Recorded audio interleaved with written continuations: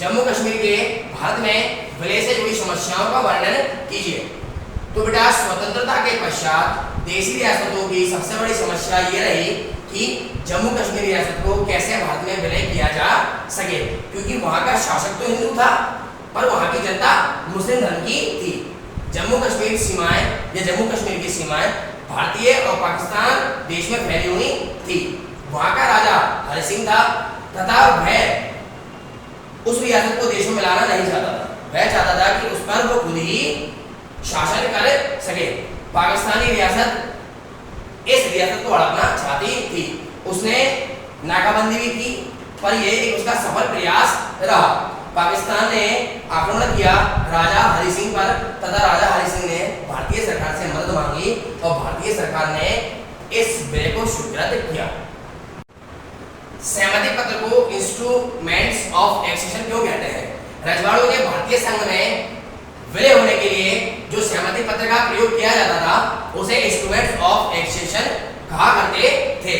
सहमति पत्र के द्वारा कोई भी राजा या नरेश भारतीय संघ में शामिल हो सकता था तथा उसे अपनी प्रतिरक्षा, विदेशी संबंध, यातायात, संचार व्यवस्था का दायित्व भारतीय संघीय सरकार को सौंपना था।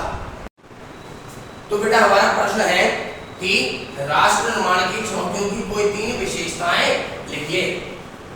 प्रथम विशेषता, भारत में स्वतंत्रता और बंटवारे के पश्चात महत्वपूर्ण चुनौती थी वह यह थी कि देश की एकता और अखंडता पर विशेष ध्यान दिया जाए। विशाल भारत में अनेक धर्म, जाति तथा भाषा के लोग निवास करते थे।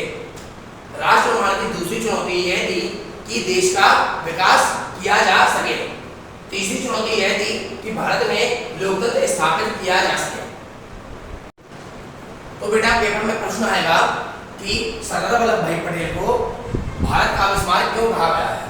तो हम उत्तर में लिखेंगे कि सरदार वल्लभ भाई पटेल को भारत का आविष्कार इसलिए कहा गया है क्योंकि सरदार वल्लभ भाई पटेल ने अथक परिश्रम और समझदारी से भारतीय एकीकरण की भौगोलिक, आर्थिक और राजनीतिक स्थिति के दृष्टिकोण को पूर्ण किया है। इस प्रकार उन्हें भारत के विस्तार की संज्ञा प्रदान की गई है।